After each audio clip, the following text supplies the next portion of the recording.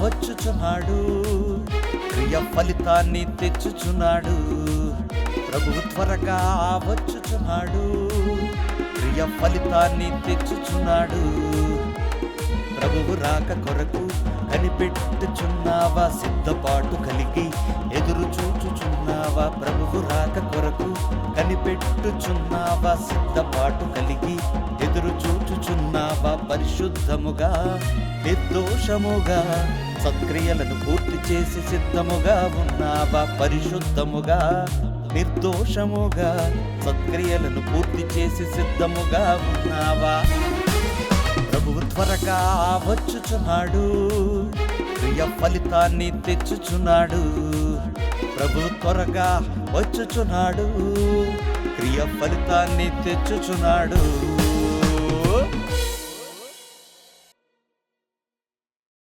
యేసుక్రీస్తునందు అత్యంత ప్రియులైన నా సహోదరి సహోదరులారా, మీ అందరికీ మన ప్రభువు పేరిట నా హృదయపూర్వకమైన వందనములు తెలియజేయుచున్నాను. మీరంతా శారీరకంగాను ఆత్మీయంగాను క్షేమంగా ఉన్నారని భావిస్తూ, దేవుని వాక్యమును వింటూ నేర్చుకుంటూ అనేకులకు ఆ వాక్యమును పరిచయం చేస్తూ ఆ వాక్యం ప్రకారం నడుచుకుంటూ ప్రభు యొక్క కృపలో మీరంతా ఎదుగుదలను కలిగి ఉన్నారని నేను కోరుకుంటున్నాను. ప్రియులారా, సిద్ధపాటు అనే కార్యక్రమానికి మీ అందరికీ స్వాగతం. మానవాళికి దేవుడు అనుగ్రహించిన రక్షణ ఒక రోజుతో ప్రారంభింపబడి ఆ రోజునే ముగిసిపోయేది కాదు. దేవుడు మనిషికి దయచేసినటువంటి రక్షణ భూమి మీద మనిషి బ్రతుకు కాలం అంతా కొనసాగించుకోవలసినది, నీతిని సంపూర్ణము చేసుకోవలసినది. ఈ విషయంలో అనేక మందికి అవగాహన లేక బాప్తిస్మం తీసుకున్న తర్వాత ప్రభువు యొక్క రక్షణను వారు సంపూర్ణం చేసుకోకుండా మరలా లోక సంబంధమైనటువంటి బ్రతుకులో పడిపోతున్నారు. లోక సంబంధమైనటువంటి ఆలోచనలతో ఉండిపోతున్నారు. ఆ ఆశలలో వారు మరలా చీకటిలోనికి వెళ్ళిపోతున్నారు. ప్రియులారా, అలా వెళ్లకుండా ప్రభువు రాకడకు మనలందరినీ దేవుడు సిద్ధం చేస్తున్నాడు. అనునిత్యం ఆయన వాక్యమును మనకు వినిపిస్తూ, ఏ విషయాలలో అయితే మనం ఇంకా సరిదిద్దుకోవాలో సరిదిద్దబడాలో ఆ విషయాలను మనకు దేవుడు నేర్పిస్తూ, మనపై ఆయన ప్రేమను చూపిస్తూ దేవుని మహాదివ్య వాక్యపు మార్గంలో మనల్ని నడిపిస్తున్నాడు. ఇటువంటి అవగాహన చాలా తక్కువ మందికి మాత్రమే నేడున్న పరిస్థితులలో మనం చూడగలుగుతున్నాం. అనేక మంది మాత్రం బాప్తిస్మం తీసుకున్న తర్వాతే ఇక అంతా అయిపోయింది అనుకుంటున్నారు. కానీ అది నిజం కాదు. రక్షణను మనం సంపూర్ణం చేసుకుంటే తప్ప మనం రక్షణలో ఉన్నట్టు కాదు. ఒకడు క్రొత్తగా జన్మించాలి. తల్లి గర్భమున ఒక వ్యక్తి భూమి మీద జన్మిస్తున్నాడు. యేసుక్రీస్తులో నీటి మూలముగాను ఆత్మ మూలముగాను ఆ వ్యక్తి మరలా జన్మించాలి. రక్షణ ఒక ప్రారంభాన్ని కలిగి ఉంది. అదే నీటి ద్వారా మరియు ఆత్మ ద్వారా జన్మించడం. ఆ ప్రారంభం ఒక ముగింపును కోరుకుంటుంది, ఒక సంపూర్ణతను ఆశిస్తోంది. కానీ ఇది చాలామందికి తెలియదు. బాప్తిస్మం తీసుకుంటే రక్షణ వచ్చేసింది అనుకుంటున్నారు. బాప్తిస్మం తీసుకుంటే రక్షణ ప్రారంభమైంది. మరి దీనికి సంపూర్ణత ఎప్పుడు, దీనికి ముగింపు ఎప్పుడు అంటే, దేవుడు మనకిచ్చిన ఆయుష్కాలంలో దేవుని యొక్క వాక్యమును మనం నేర్చుకొని దాని ప్రకారం ప్రవర్తిస్తూ దేవుని పనిలో మనం ఉంటూ ఆ పనిని మనం పూర్తి చేసుకుని సంపూర్ణ దశకు మనం వెళ్ళాలి. అదే ముగింపు. ప్రియులారా, ఈ విషయాన్ని మనకు అర్థమయ్యేలా చెప్పటానికి యేసుక్రీస్తు ప్రభు జరిగించినటువంటి ఒక స్వస్థతను దేవుడు ఒక ఉదాహరణగా మన కొరకు వ్రాయించాడు. ప్రియులారా, ఆ సందర్భాన్ని ఇప్పుడు మనం జాగ్రత్తగా పరిశీలిద్దాం.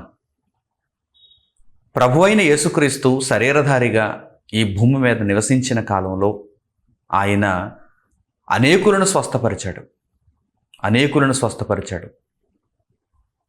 గలిలయ, సమరయ, యోదయ ఈ 3 ప్రాంతాలలో ఆయన సంచారము చేశాడు. ఆ 3 ప్రాంతాలలో ఉన్నటువంటి అనేక మంది రోగులను ఆయన స్వస్థపరిచాడు. దేవుని వాక్యమును స్థిరపరిచాడు. దేవుని రాజ్యమును పరిచయం చేశాడు. కన్న తండ్రిని గూర్చి ఆనాటి సమాజానికి బహిర్గతం చేశాడు, బయలుపరిచాడు. ఆ క్రమంలో ఒకానొక స్వస్థతను గూర్చి మనం క్షుణ్ణంగా ఆలోచన చేసినప్పుడు ఈ విషయం మనకు అర్థమవుతుంది. రక్షణ ఒక రోజుతో ప్రారంభమై ముగిసిపోయేది కాదని, రక్షణ ప్రారంభమైన తర్వాత దానిని కొనసాగించుకుంటూ మనం సంపూర్ణులమైతే తప్ప ఆ రక్షణ యొక్క ఫలం మనకు అందదని ఈ సందర్భం ద్వారా మనం తెలుసుకోవాలి.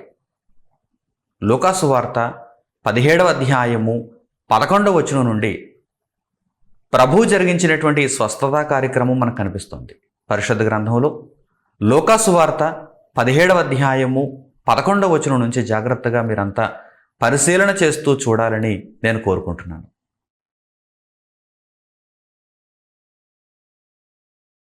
ఆయన యెరూషలేమునకు ప్రయాణమైపోవచ్చు సమరయ గలిలయల మధ్యగా వెళ్ళుచుండెను.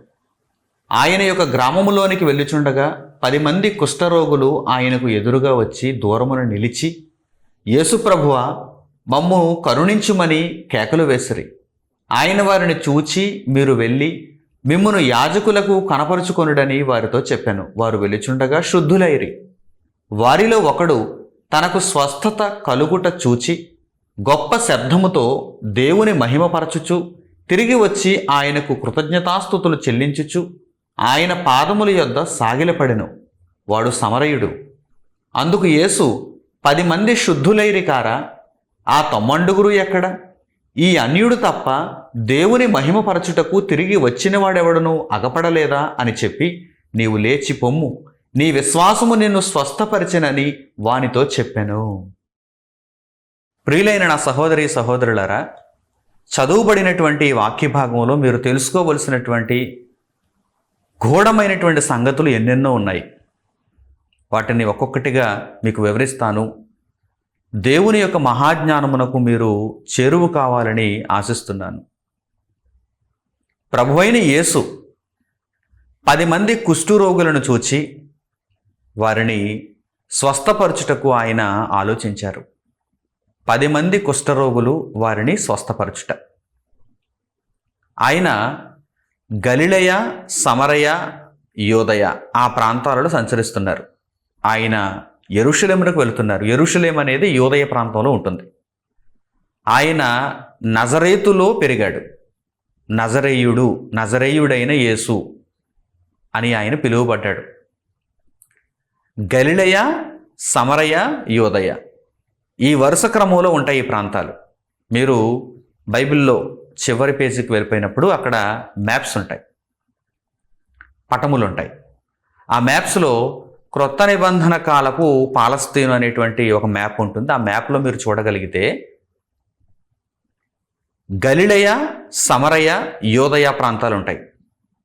గలిలయ, సమరయ, యోదయ ఈ 3 పదాలు కూడా కాస్త పెద్ద అక్షరాలతో రాస్తారు, ఎందుకంటే అవి ప్రధానమైనటువంటి పేర్లు కనుక.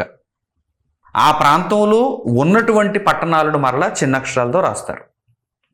యోదయలో ముఖ్యమైనటువంటి పట్టణం యెరూషలేము. ప్రియులారా, మ్యాప్స్ మనం గమనిస్తున్నప్పుడు, ఈ పటములను మనం చూస్తున్నప్పుడు ఎప్పుడు కూడా మ్యాప్స్ ఎలా ముద్రిస్తారంటే, ఉత్తరం దిక్కు ఎప్పుడు కూడా పైకి ఉంటుంది. ఉత్తరం దిక్కు పైన ఉంటుంది. ఉత్తరానికి ఆపోజిట్లో దక్షిణం ఉంటుంది.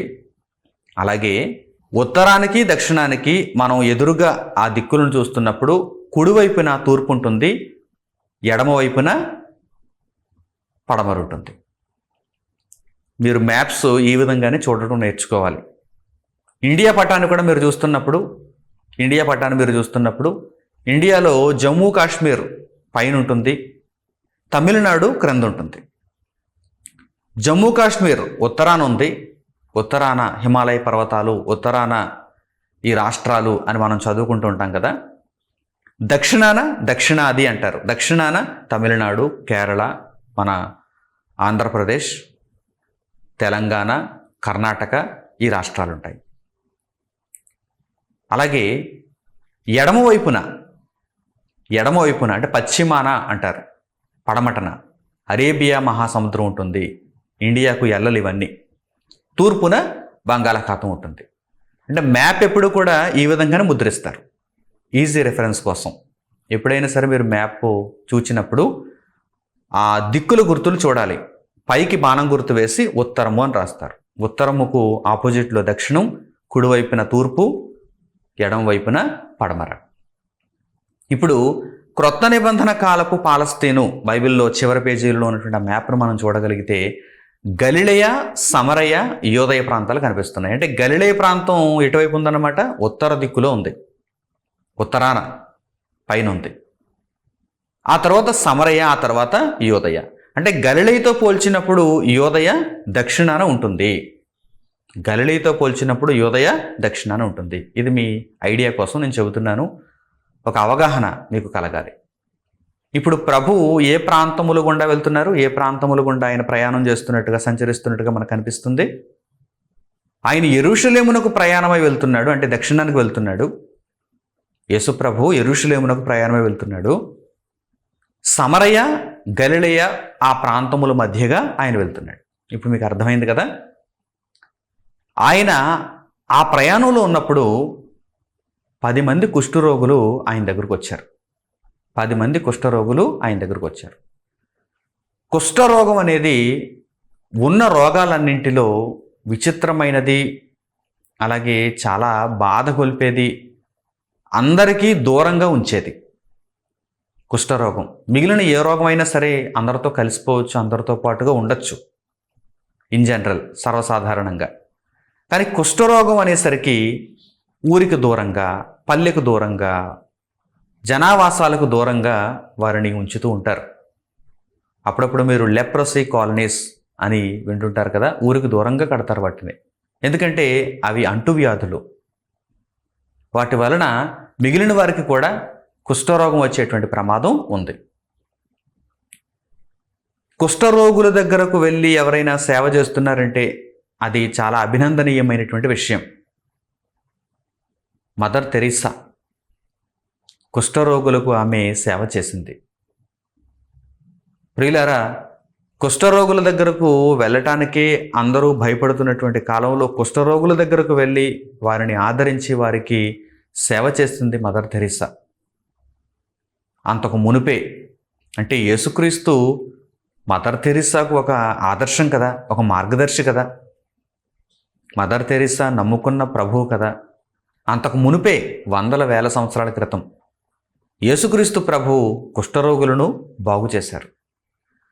కుష్ఠరోగులను ఎవరు ముట్టుకోవడానికి ఇష్టపడరు. కుష్ఠరోగులు అందరికీ దూరంగానే నివసిస్తూ ఉంటారు. ఇప్పుడు కుష్ఠరోగులు వచ్చి ప్రభువును స్వస్థత అడుగుతున్నారు. అప్పుడు ఆయన వెంటనే ఇచ్చినటువంటి సమాధానం ఏంటంటే, మీరు వెళ్ళి యాజకులకు మీ దేహములను కనుపరుచుకోండి అంటున్నారు. ఈ మాట ఎందుకు చెప్పారు? ఎవరినైనా సరే ప్రభువు స్వస్థపరచాలనుకున్నప్పుడు, గుడ్డివాడు కావచ్చు, కుంటివాడు కావచ్చు, రక్తస్రావం కలిగినటువంటి వారు కావచ్చు, దెయ్యములు పట్టిన వారు కావచ్చు, ఇంకా కుష్ఠరోగం తప్ప మిగిలిన ఏ రోగాలనైనా సరే ఆయన వెంటనే బాగు చేస్తున్నట్టుగా కనిపిస్తుంది. కానీ కుష్ఠరోగం దగ్గరికి వచ్చేసరికి ఆయన ఏమంటున్నాడంటే, వెళ్ళి యాజకులకు కనపరుచుకోండి. ఇది ఈ సందర్భంలో మాత్రమే కాదు, మరో సందర్భంలో కూడా మరొక కుష్ఠరోగిని ఆయన బాగు చేసినప్పుడు అక్కడ కూడా ఆయన ఇదే మాట చెప్పారు. ఆ సందర్భాన్ని కూడా ఒకసారి మీరు చూడండి, మీకు ఆ సందేహం నివృత్తి అవుతుంది. కుష్ఠరోగులకు మాత్రమే ఎందుకు ఇలా చెబుతున్నాడు అనేది మనం ఆలోచించవలసిన విషయం. మరో సందర్భంలో ప్రభువు చెప్పినటువంటి మాటను మనం చూద్దాం. మత్తయి సువార్త 8వ అధ్యాయం 1వ వచనం నుంచి. మత్తయి సువార్త 8వ అధ్యాయము 1వ వచనం నుంచి చూడండి.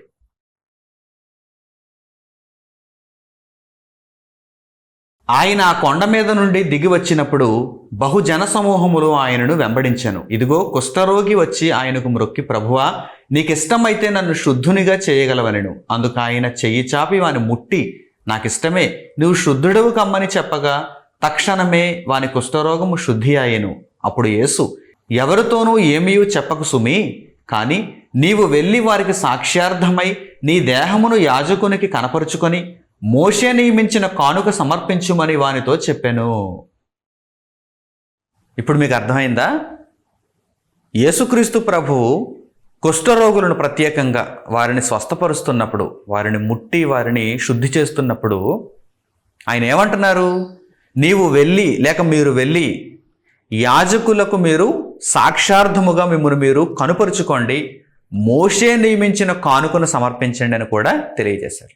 ఎందుకు ఇలా తెలియజేశారు? దీని వెనుకున్నటువంటి పరమార్థం ఏంటి అనగానే, ధర్మశాస్త్రంలో కుష్ఠరోగము ఎవరికైనా వచ్చినప్పుడు, ధర్మశాస్త్రములో కుష్ఠరోగం ఎవరికైనా వచ్చినప్పుడు వారు శుద్ధి నొందిన తరువాత చేయవలసినటువంటి ఆ కార్యక్రమాలన్నింటిని గూర్చి దేవుడు చాలా స్పష్టంగా వ్రాయించాడు. లేవీయ కాండము 13వ అధ్యాయము, 14వ అధ్యాయము, 15వ అధ్యాయము, ఆ అధ్యాయాలలో ఉన్నటువంటి ఆ చరిత్రను మీరు చూడగలిగితే, చదవగలిగితే ఈ విషయాలన్నీ మీకు అర్థమవుతాయి. అసలు కుష్ఠరోగమును ఎలా గుర్తించాలి అన్న దగ్గర నుండి, కుష్ఠరోగం వచ్చినప్పుడు పాలెమునకు వెలుపల ఎలా కడగా ఉంచాలి అన్న దగ్గర నుండి, కుష్ఠరోగము తర్వాత నయమైతే ఆ బాగుపడినటువంటి వ్యక్తి యాజకుని దగ్గరకు వచ్చి పరీక్షింపబడిన తర్వాత యాజకుని సమక్షంలో చేయవలసినటువంటి విధి విధానాలు ఏమిటి, సమర్పించవలసినటువంటి కానుకలేమిటి, ఆ తర్వాత పాలెములో చేర్చబడటానికి క్రమం ఏమిటి, ఎన్ని దినముల తర్వాత ఏమేమి చేసి తర్వాత మరలా ఇశ్రాయేలీయులలో కలువ వచ్చనేటువంటి విషయాన్ని దేవుడు చాలా స్పష్టంగా వ్రాయించాడు. లేవీయ కాండము 13వ అధ్యాయం దగ్గర నుంచి మీరు చూడగలిగితే ఈ విషయాలన్నీ కూడా మీకు అర్థమవుతాయి. అందుకే ప్రభువారు మిగిలిన వారిని ఎవరినైనా స్వస్థత జరిగించినప్పుడు, వారిని బాగు చేసినప్పుడు ఈ విషయాన్ని చెప్పలేదు. కానీ కుష్ఠరోగులను స్వస్థపరిచినప్పుడు మాత్రం ఈ విషయాన్ని చెబుతున్నారు. ఏంటా విషయం? మిమ్మల్ని నేను శుద్ధి చేస్తున్నాను అంటే మీ కుష్ఠరోగం మిమ్మను విడిచి వెళుతుంది. అయితే మీరేం చేయాలి? వెళ్ళి యాజకులకు మీ దేహములను కనపరుచుకోవాలి. ఎక్కడైతే మీకు కుష్ఠం ఉండేదో, అది ఎలాగైతే మీకు నయమైందో, దాని నిమిత్తం మీరు చేయవలసినటువంటి విధి విధానాలు ఏంటో, ధర్మశాస్త్ర ప్రకారం మీరు జరిగించవలసినటువంటి కార్యక్రమాలు ఏంటో వాటన్నిటిని కూడా జరిగించండి అని వారికి యేసు ప్రభు తెలియజేస్తున్నట్టుగా మనకు కనిపిస్తుంది. ఈ విషయాన్ని మీరు దృష్టిలో ఉంచుకుంటే, లూకాసు వార్త 17వ అధ్యాయం 11వ వచనం నుంచి మొట్టమొదట మనం చదువుకున్నాం కదా, 10 మంది కుష్ఠరోగులు వచ్చారు. 10 మంది కుష్ఠరోగులను యేసు మీరు వెళ్ళండి, యాజకులకు మిమ్మల్ని మీరు కనుపరుచుకోండి, మోషే నియమించిన కానుకను చెల్లించండి అని చెప్పారు. ఈ 10 మంది కుష్ఠరోగులు యేసు ప్రభువు చెప్పినటువంటి మాటను బట్టి వెళ్తున్నారు, యాజకుల దగ్గరికి వెళ్తున్నారు. మార్గంలో ఉండగానే వారికి శుద్ధి అయినటువంటి విషయం అర్థమైంది. మార్గంలో ఉండగా ప్రభువు చెప్పిన మాటను బట్టి వారికి శుద్ధి కలిగినటువంటి విషయం అర్థమైంది. కానీ దానిని గ్రహించిన వాడు ఒక్కడే. 10 మంది శుద్ధులయ్యారు, కానీ ఒకడు మాత్రమే యేసు మాట వలన నాకు స్వస్థత లభించిందని, ఆ యేసు దేవుని కుమారుడు అని, ఆయన దగ్గరకు వెళ్ళి ఆయనకు నేను కృతజ్ఞతాస్తుతులు చెల్లించాలని, ఆయన లోకమును రక్షించడానికి వచ్చినటువంటి మెస్సయ్య అని, ఆయన నా ఆత్మను కూడా రక్షిస్తాడు అనేటువంటి విశ్వాసంతో తిరిగి ఆయన దగ్గరకు వెళ్ళాడు. మిగిలిన 90 కూడా ఆయన దగ్గరకు వెళ్ళలేదు. వీరికి ఏం కావాలి? లోకమందు స్వస్థత కావాలంతే. ఏ విధంగా జరిగినా పర్వాలేదు, ఆ స్వస్థత ఎవరిచ్చినా పర్వాలేదు. ఈరోజు కూడా చూడండి, చాలామంది ఇలాగే ఉంటారు. ఏదో ఒక దేవుడండి, మా రోగం పోతే చాలు, మా కష్టం తీరితే చాలు, మాకు సుఖం వస్తే చాలు. ఏదో ఒక దేవుడు. అంటే వీరు దేవుణ్ణి తెలుసుకోవటం లేదు, దేవుణ్ణి ఉపయోగించుకుంటున్నారు. బాగా అర్థమవుతుందా? వీరు దేవుణ్ణి తెలుసుకోవటం లేదు, దేవుణ్ణి ఉపయోగించుకుంటున్నారు. లోకంలో ఎవరైనా సరే, అమ్మైనా లేక మిగిలినటువంటి వారు ఎవరైనా సరే నాకు అన్నం పెడితే చాలు అన్నారనుకోండి, నీకు అన్నం కావాలా, అమ్మ కావాలా? అమ్మ అన్నం పెట్టినా పర్వాలేదు, లేక మిగిలిన వారు ఎవరైనా అన్నం పెట్టినా పర్వాలేదు, నాకు కావలసిన తిండి అన్నారనుకోండి, వాడికి అమ్మ మీద ప్రేమ ఉన్నట్ట, తిండి మీద ఆశ ఉన్నట్ట? ఆలోచించండి. నాన్న అయినా పర్వాలేదు, మిగిలిన వారు ఎవరైనా పర్వాలేదు, నాకు ఖర్చులకు డబ్బు ఇస్తే సరిపోతుంది అన్నారనుకోండి, అంటే నాన్న మీద ప్రేమ ఉన్నట్ట, ఖర్చులకు డబ్బు మీద ఆశ ఉన్నట్ట? ఆలోచించండి. అంటే ఇవి చిన్న చిన్న ఉదాహరణలు. ఇప్పుడు దేవుని విషయంలో కూడా చాలామంది ఇలాంటి పొరపాట్లో ఉన్నారు. ఏ దేవుడైనా పర్వాలేదండి, అంటే దేవుణ్ణి తెలుసుకోవాలని ఉద్దేశం నీకు లేదా? ఒక్కడైనా దేవుణ్ణి గూర్చి ఆలోచించాలి, నేర్చుకోవాలి, నా ఆత్మను రక్షించుకోవాలనేటువంటి ఉద్దేశం నీకు లేదా? లేదు. మరి ఎలాంటి ఉద్దేశంతో ఉన్నారు? నాకు స్వస్థత కావాలి, ఏ దేవుడైనా పర్వాలేదు, నన్ను కష్టాల నుండి గట్టెక్కించేటువంటి దేవుడు ఎవరైనా పర్వాలేదు, కానీ నేను కష్టాల నుండి గట్టెక్కాలి, నాకు ధనం కావాలి, నేను ఆస్తిపరుడిని అయిపోవాలి, నాకు ఉన్నటువంటి లోటులన్నీ పూడ్చబడాలి. ఈ విధంగానే మనుషులు ఆలోచిస్తున్నారు కనుక దేవునికి, దేవుని రక్షణకు, ఆత్మరక్షణకు చాలా దూరంగా బ్రతుకుతున్నారు. అది బ్రతుకు కాదు, అది బ్రతుకు కాదు, చీకటిలో ఉన్నటువంటి బ్రతుకది. ప్రియులారా, 10 మంది కుష్ఠరోగులు ప్రభు దగ్గరకు వచ్చారు, 10 మంది మార్గంలో వెళుతుండగా శుద్ధులైపోయారు. కానీ మేము శుద్ధులం అయితే సరిపోతుంది, ఇక మరలా ఆయన దగ్గరకు వెళ్ళవలసిన అవసరత ఏముంది అనుకుంటూ 90 ఆగిపోయారు. ఒక్కడు మాత్రమే తిరిగి ప్రభు దగ్గరకు వచ్చి కృతజ్ఞతాస్తుతులు చెల్లిస్తున్నాడు. తన యొక్క స్వస్థతను సంపూర్ణం చేసుకుంటున్నాడు, తన యొక్క స్వస్థతను సంపూర్ణం చేసుకుంటున్నాడు. తనకు ఎవరి వలనైతే స్వస్థత జరిగిందో ఆ స్వస్థత జరిగించిన దేవుని కుమారుని కొరకు ఇక మీదట జీవించాలని విశ్వాసము కలిగిన వాడై మరల తిరిగి ఆయన యొద్దకు వెళ్ళాడు. అందుకే ప్రభు ఆశ్చర్యపోతున్నారు. 10 మంది శుద్ధులైరు కారా, 90 పోయారా? 90 వెళ్ళిపోయారా? 90 తిరిగి వెనక్కి రాలేదా? కనీసం 50-50 కూడా కాదు. 5 ఆగిపోయి 5 తిరిగి వచ్చినటువంటి వైనం కూడా కాదు. ఒక్కడొచ్చాడండి. 10 మంది శుద్ధులయ్యారు, ఒక్కడొచ్చాడు, ఒక్కడు తిరిగి వచ్చాడు. అప్పుడు అన్నారాయన ఆయన పలికినటువంటి ఆ మాటను ఇప్పుడు మీరు జాగ్రత్తగా మరలా చదవాలి. ఎందుకంటే ఆ మాటలో ఉంది అసలైనటువంటి రహస్యం, అసలైనటువంటి రహస్యం. చూద్దాం. లూకాసు వార్త 17వ అధ్యాయము 17వ వచనం నుంచి చూడండి. లూకాసు వార్త 17వ అధ్యాయము 17వ వచనం నుంచి.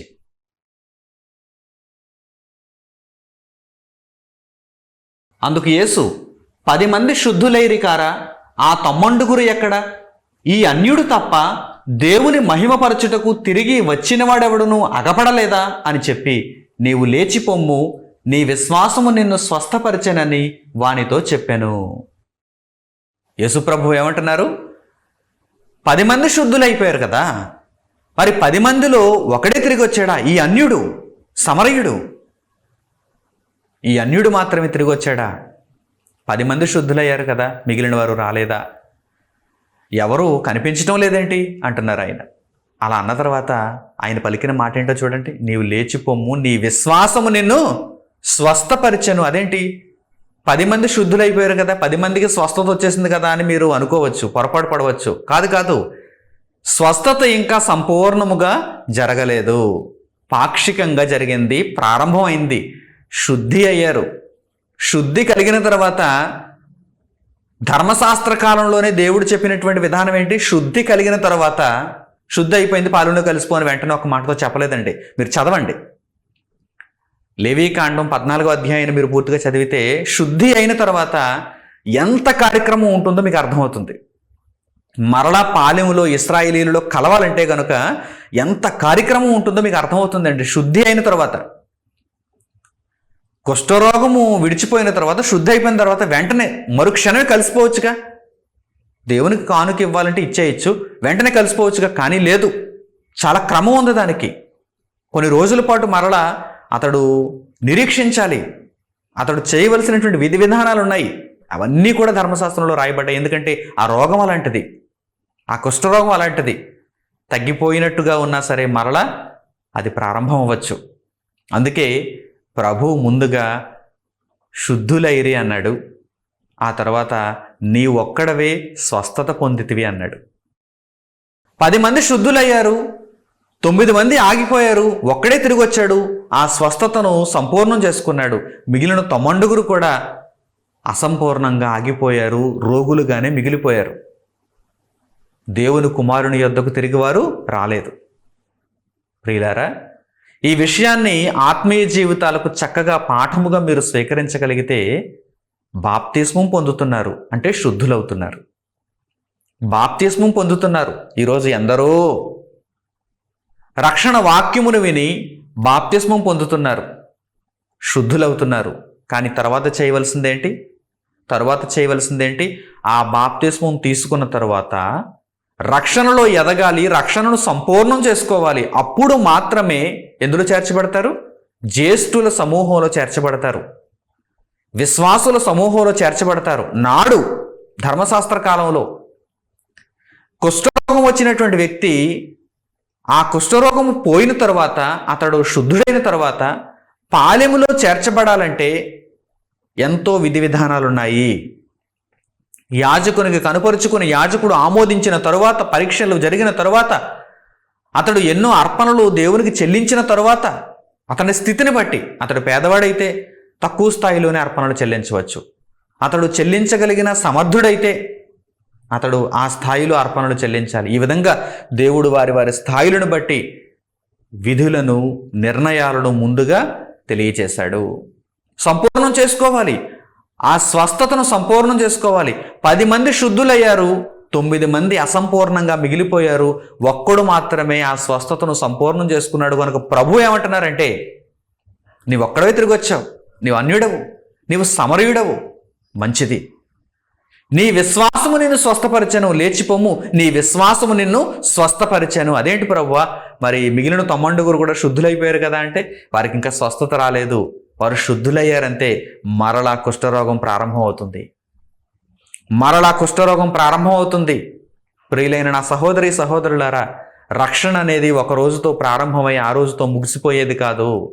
బాప్తిస్మం తీసుకుని అలా వదిలేస్తే, మన రక్షణ జీవితాన్ని, ఆత్మ యొక్క పరిస్థితిని అలాగే విడిచిపెట్టేస్తే, మనం రక్షణలో ఎదుగుదల లేకుండా బ్రతికితే మనం పరలోకాన్ని పొందలేం, ఎప్పటికీ నిత్యత్వాన్ని మనం పొందలేం. అయితే ఆ రక్షణలో మనం నిత్యం కొనసాగుతూ ఉండాలి. బాప్తిస్మం తీసుకున్న నాటికంటే దినదినము మనం అభివృద్ధి నొందుతూ, ఇప్పటికి మన పరిస్థితి దేవునిలో, ప్రభువులో ఎంతో గొప్పగా ఉన్నదని మనం చెప్పగలిగిన స్థితిలో ఉన్నప్పుడు మాత్రమే రక్షణ మనకు సమీపంగా ఉంటుందని దేవుని వాక్యమును బట్టి మరలా మిమ్మల్ని హెచ్చరిస్తున్నాను, జాగ్రత్త పడండి. అనేక మంది పొరపాటులో ఉన్నారు. మిగిలిన 9 మంది కుష్ఠరోగుల వలె ప్రవర్తిస్తున్నారు, జాగ్రత్త. కానీ ఎలా ఉండాలి? ప్రభువునందు రక్షణ కలిగి ఉన్నారు గనక, ప్రభువునందు మీరు తిరిగి జన్మించారు గనక, ప్రభువు కొరకు జీవించేవారుగా ఉండాలి. దేవుని కుమారుడైన యేసుక్రీస్తు ప్రభువును మీ జీవితకాలం అంతా కృతజ్ఞతాస్తుతులు చెల్లిస్తూ ఆయనను గూర్చి సమాజంలో ప్రకటించేవారుగా మీరు ఉండాలి. అప్పుడు మాత్రమే మీ రక్షణ ఏమవుతుంది?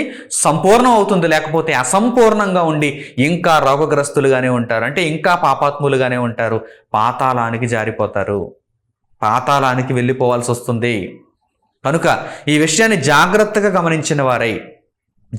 గమనించిన వారై మీ రక్షణను మీరు సంపూర్ణం చేసుకోవాలని మరొక్కసారి మీకు దేవుని వాక్యమును బట్టి హెచ్చరిస్తూ తెలియజేస్తున్నాను.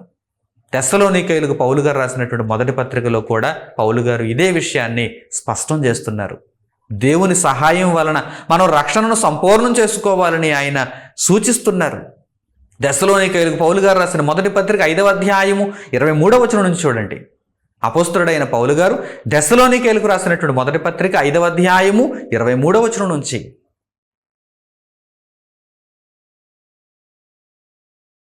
సమాధానకర్తయగు దేవుడే మిమ్మును సంపూర్ణముగా పరిశుద్ధపరచునుగాక, మీ ఆత్మయు జీవమును శరీరమును మన ప్రభువైన యేసుక్రీస్తు రాకడయందు నిందారహితముగాను సంపూర్ణముగాను ఉండునట్లు కాపాడబడునుగాక, మిమ్మును పిలిచువాడు నమ్మకమైనవాడు గనక అలాగు చేయును.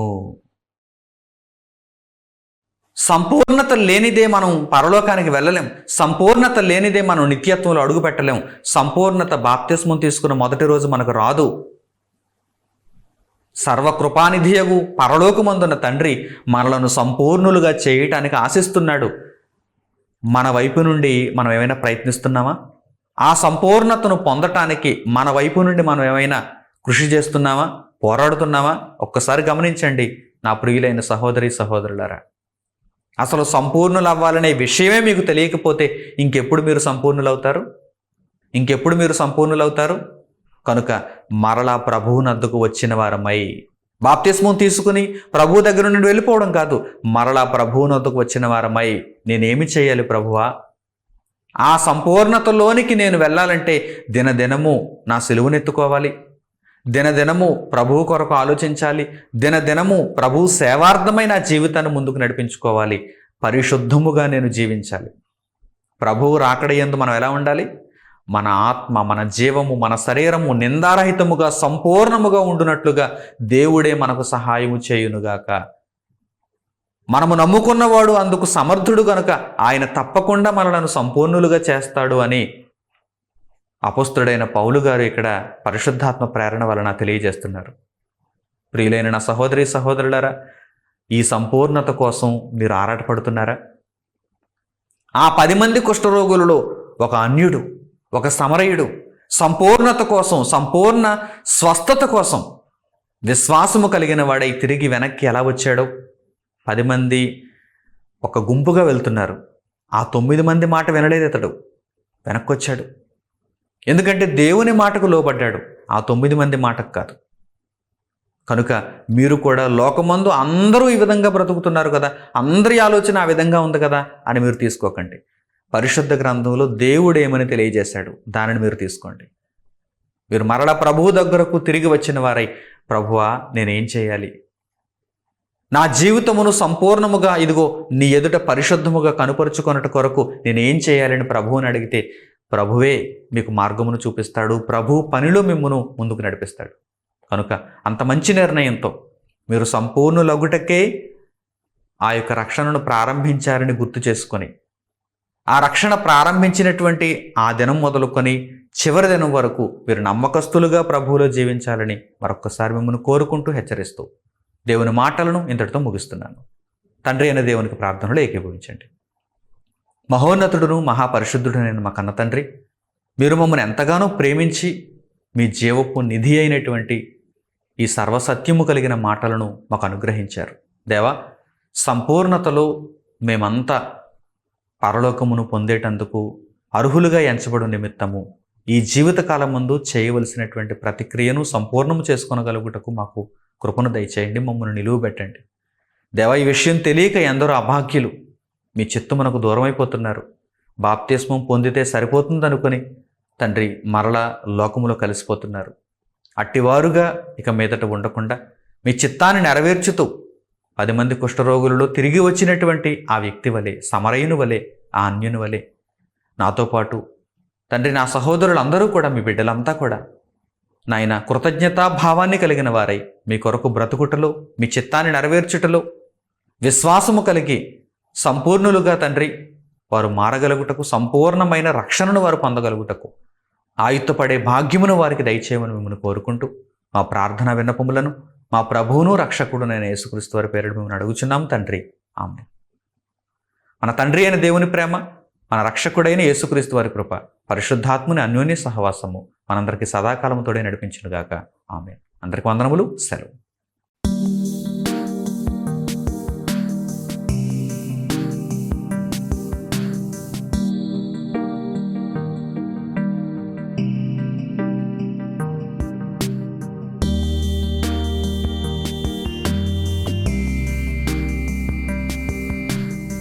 సహోదరులు మణికుమార్ గారు ప్రసంగించిన ఎన్నో ఆత్మ సంబంధమైన సంగతులను ఉచితముగా వీక్షించుటకు మా యూట్యూబ్ ఛానల్స్ ను తప్పక దర్శించండి. మా సమాచారమును ఎప్పటికప్పుడు తెలుసుకుని ఆత్మీయాభివృద్ధి నొందవలనంటే మా యూట్యూబ్ ఛానల్స్ ను సబ్స్క్రైబ్ చేసుకోండి. సత్వర నోటిఫికేషన్ల కొరకు సబ్స్క్రైబ్ బటన్ ప్రక్కనే ఉన్న బెల్ సింబల్ ను క్లిక్ చేయండి. మరిన్ని వివరములకు మీరు సంప్రదించవలసిన మా ఫోన్ నెంబర్స్ 8978414178 మరియు 8333927666. ధన్యవాదములు. ఈ కార్యక్రమమును అనేక మందికి పరిచయం చేయగలరని ఆశిస్తున్నాము. ప్రభువైన యేసుక్రీస్తు పేరిట మీకు శుభములు.